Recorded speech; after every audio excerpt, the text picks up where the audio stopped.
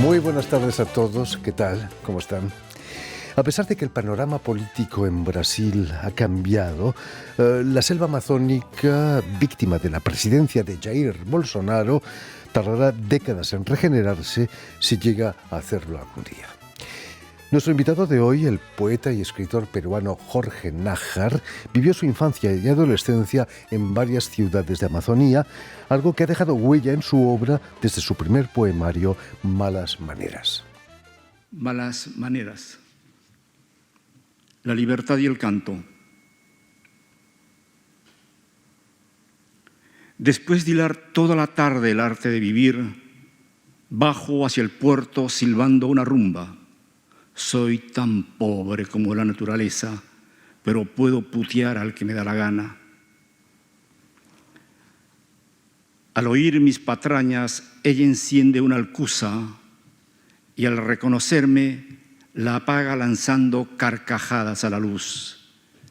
Era como una antigua diosa de un mundo extinto, cobriza, delgada, de pechos menudos. Y yo moría por esos arranques desde que la descubrí, con cestas de sábalos tiernos en los brazos y los cuchillos bien afilados en la cintura. ¿A dónde vas con tantas promesas? Susurré a sus relucientes aretes. Busco otra vida, muchacho, ahora que en la noche sube la certeza del primitivo parentesco entre la libertad y el canto. Eso dijo en aquel inicio de la noche, y desde entonces yo todavía vivo iluminado por esa luz, avanzando entre las sombras, avanzando. Muy buenas tardes, Jorge Nájar. Bienvenido a Radio Francia. Buenas tardes, encantado de estar aquí contigo. Mira. Placer compartido, como dicen.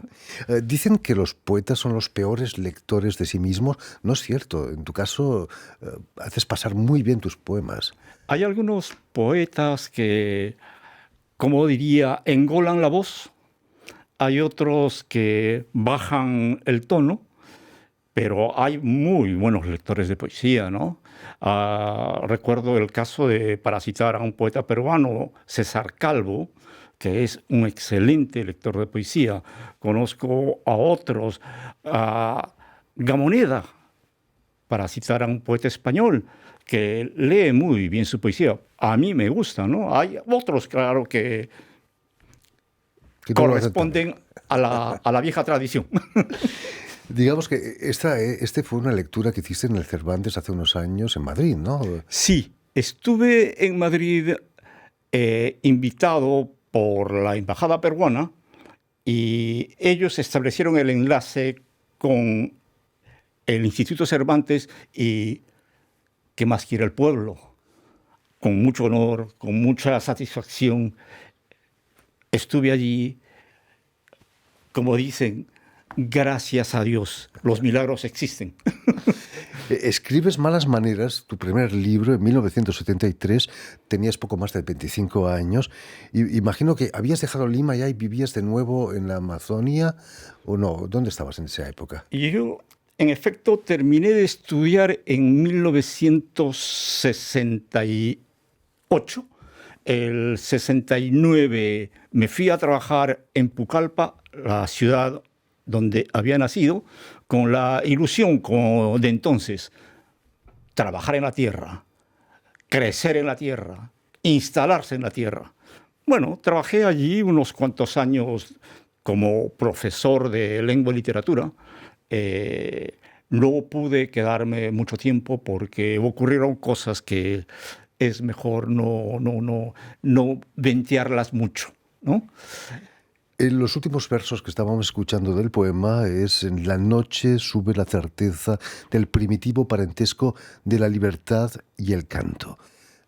Parentesco que a veces se rompe, ¿no? O sea, por guerras, dictaduras, esa libertad. La libertad y el canto es una vieja aspiración, es un anhelo de todos los poetas, creo yo, y muchas veces, en efecto, ese parentesco deja de funcionar por razones políticas, por razones psicológicas, por razones sociales, por muchas razones, ¿no? Pero el anhelo es ese, la libertad y el canto. Es un anhelo casi salvaje, diría yo. Anhelo de la juventud, sobre todo, ¿no? Así es. Así es. Permíteme que recuerde que has nacido en la ciudad de Pucallpa, en la Amazonía peruana, pero es cierto que tus padres, incluso tus abuelos, trabajaron en la construcción de la primera carretera transamazónica. En efecto, yo soy hijo de, para decirlo con todas sus letras, yo soy hijo de los primeros caucheros que llegaron a la Amazonía. Hay que recordar que cuando se produce la confrontación entre Pizarro y Atahualpa, hay un ejército de españoles que se quedan allí en el norte de Cajamarca. Y esos señores se instalaron, hicieron familia y vivieron ahí. Hasta ahora viven como bolsones, casi desprendidos del resto de la sociedad. Son blancos, rubios, ojos azules, pero hablan como peruanos y tienen el andar de los peruanos. Es muy gracioso. Bueno, esa gente, cuando descubrieron que uno de sus paisanos había hecho fortuna en la explotación del caucho, Julio C. Arana, ellos dijeron, oye, pero si él lo ha hecho, nosotros también. Y bajaron todos desde la vertiente oriental de los Andes hacia el llano amazónico. Yo soy fruto de esos movimientos. Cuentas en tu vida que tu abuelo materno fue uno de esos raros japoneses que se perdieron ahí en la Amazonía. Ese es el lado materno. Estaba hablando hace unos segundos del lado paterno. Mi abuelo materno fue uno de los 4, 5 japoneses que habían en la ciudad de Iquitos entonces.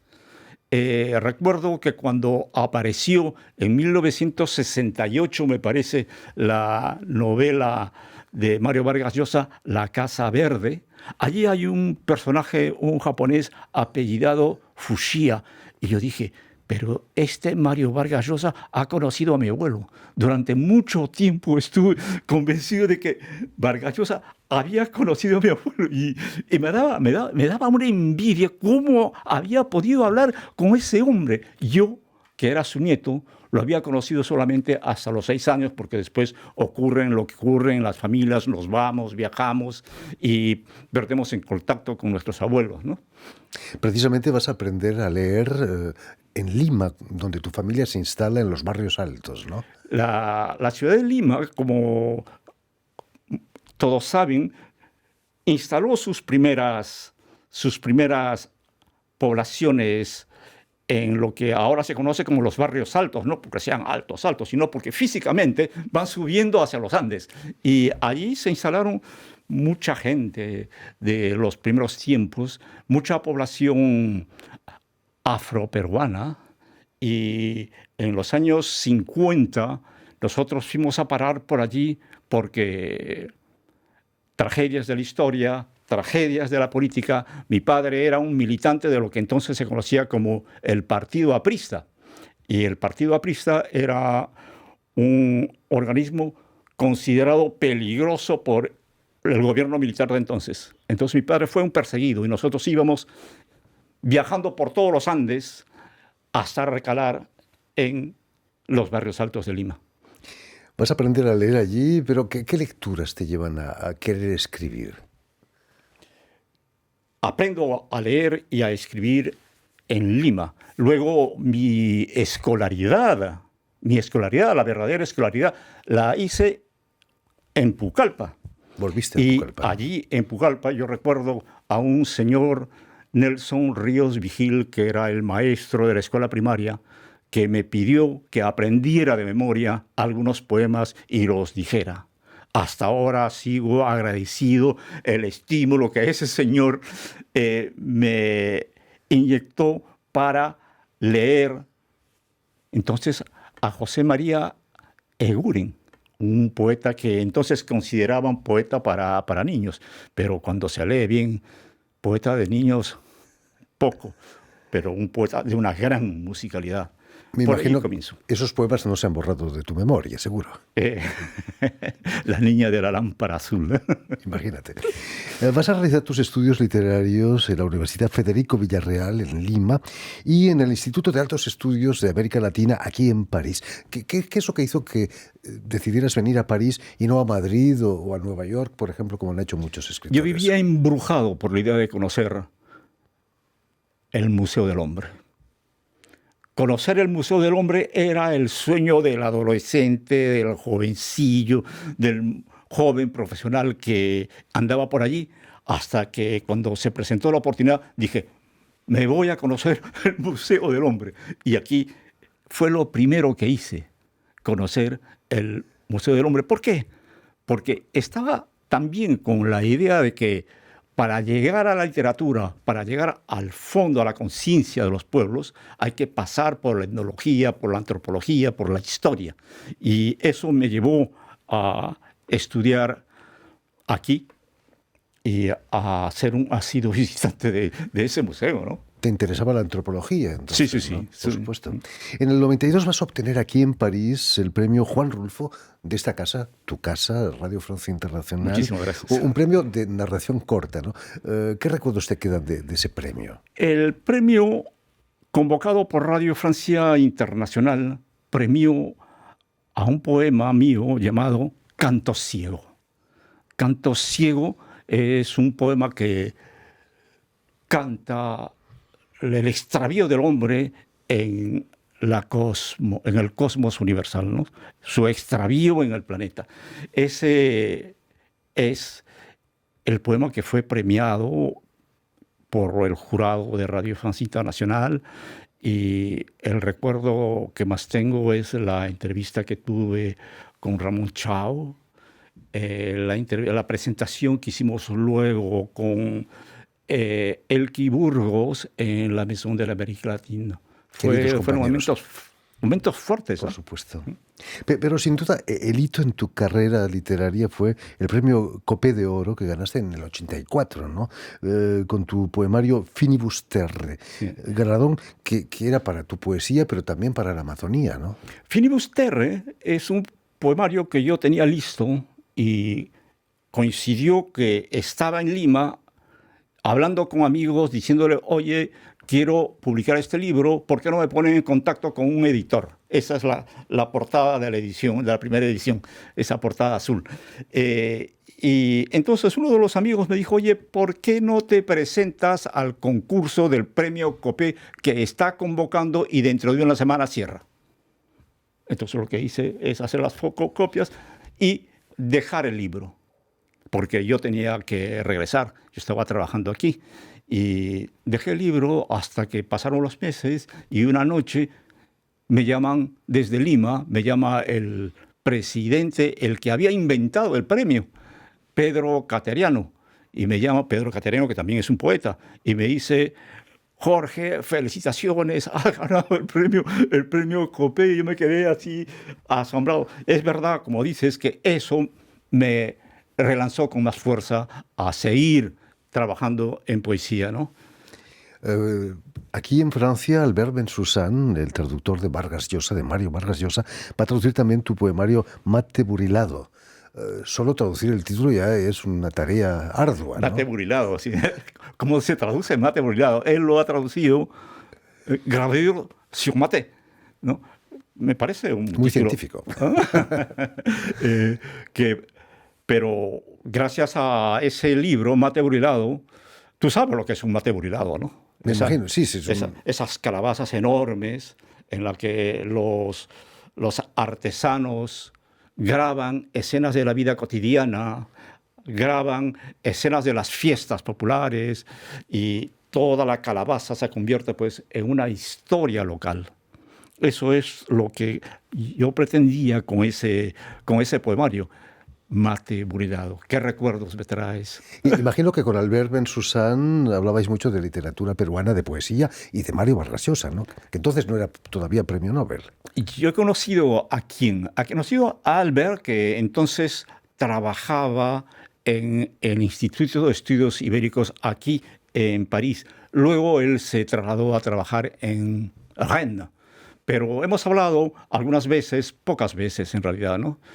El hombre con el que más he hablado, el hispanista con el que más he hablado de literatura latinoamericana y español, se llama Claude Cuffon. Claude Cuffon, como sabrás, el traductor de todos los premios Nobel que han escrito en español, ¿no? Gabriel García Márquez. García Márquez, Camilo José Cela, bueno. Tuvimos la suerte de invitarle al programa. Qué personaje formidable. A mí me deja impresionado la actitud de este hombre, poco convencional, ¿no? Siempre tratando de establecer puentes entre los escritores y los editores, entre los escritores y los medios de comunicación. A mí me ha dolido mucho su desaparición. Él fue quien me ha contado muchísimas anécdotas que tengo en el tintero sobre García Márquez, sobre Vargas Llosa, sobre infinidad de gente. Increíble. Volvamos al acto organizado por el Centro Cultural Peruano de París, el CECUPE para los amigos, que tiene lugar este miércoles, y vas a presentar un libro de relatos a orillas del infierno, oro, coca y madera, en los que la selva amazónica sigue más que presente, ¿no? La selva amazónica está presente. Yo estoy muy agradecido que nuestra amiga Yolanda Arriola, presidente del CECUPE, se haya entusiasmado por este libro. Porque yo le hice llegar el libro y le dije, mira, a ver, ¿qué me dices? Y de pronto, después de unas semanas, me dice, Jorge, quisiéramos presentarlo. Por favor, hagamos algo. Y estamos haciendo algo.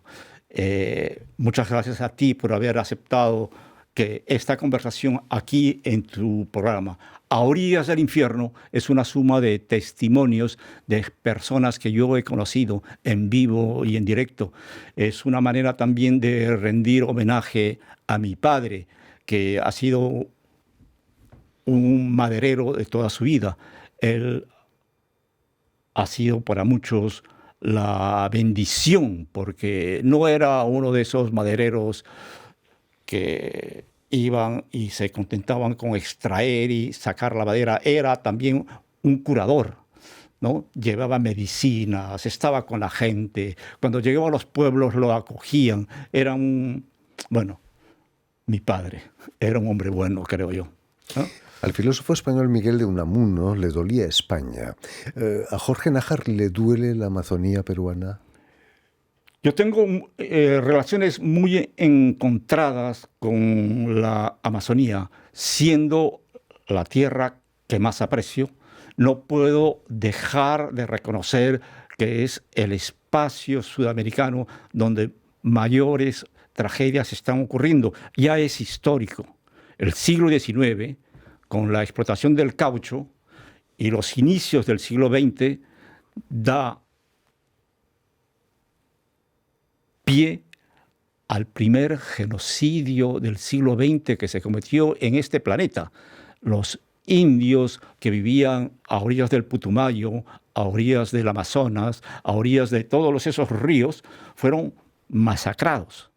Bueno, eso de alguna manera también está dicho en el libro A Orillas del Infierno, pero desde el testimonio personal, desde la gente que ha vivido esas circunstancias, no desde la teoría o desde la especulación, ¿no? Yo creo que A Orillas del Infierno, me vas a perdonar la modestia, a mí, para mis gustos, es también un poema. El libro ha sido maravillosamente ilustrado por un artista muy comprometido, un militante de la protección de la selva amazónica, Gino Ceccarelli, que se define no como brasileño o como peruano, sino como amazónico, ¿no? Gino Ceccarelli, ahí lo tenemos, un personaje de fábula. Yo conozco a Gino desde que era prácticamente niño. Lo vi correr en las calles de Pucallpa cuando era niña. Lo vi crecer cuando luego nos volvimos a encontrar aquí en París. Nos encontramos de pura casualidad. Él estaba residiendo aquí. Tenía familia, tenía dos niños, una niña y un niño. Luego lo vi decidirse a dejar París para regresar al Perú a dirigir la Casa de la Cultura en Iquitos, donde él vivió gran parte de su vida. Gino Ceccarelli para mí es un gran pintor, es un gran testigo de la vida de los ribereños. Muchos tienen tendencia a decir la vida de los indios, pero los ribereños somos todos los mestizos que estamos por ahí. También somos indios, también somos otras cosas. También el cosmopolitismo está en todas partes, ¿no? Y eso yo creo que es lo que encarna esa pintura. Esa pintura es hija de este hombre que ha vivido allí y que también ha estado gozando de los aires norteamericanos, gozando de la vida europea. Pronto me ha dicho que se va a ir a vivir a Madrid. Fíjate, pues iremos a visitarle seguramente. Seguro. En fin, pues ya lo saben. Tienen una cita este miércoles en la Maison des Associations, en el barrio latino, aquí en París, para la presentación de A orillas del infierno, libro de relatos, un verdadero poema, como nos dice, del escritor y poeta peruano Jorge Nájar, que ha sido editado en castellano por 5 editores en Madrid, si no me equivoco. 5 editores es una empresa joven peruana que está lanzando una serie de autores, ¿no? Porque él, a diferencia de buscar títulos, busca autores. 5 editores, yo creo que es una empresa que va a dar mucho que decir, mucho que hablar por sus opciones. Sí. Permíteme, Jorge, también que dé las gracias a Vanessa Loiseau y a Adrián Toureau, quienes se han ocupado de la realización del programa, y también saludar a nuestros telespectadores que nos siguen en todo el continente americano, en Iquitos, seguro que también, gracias a la cadena Unión Continental Latinoamericana y una red que se llama TAL, que reúne televisoras públicas y universitarias de toda América Latina. Muchas gracias a ti por haberme dado esta oportunidad. Como dicen en mis pueblos, eres un capo. Ha sido un placer. Y a ustedes, muchísimas gracias por su atención y les damos cita para una nueva edición de El Invitado de Radio Francia Internacional. Final y fuga.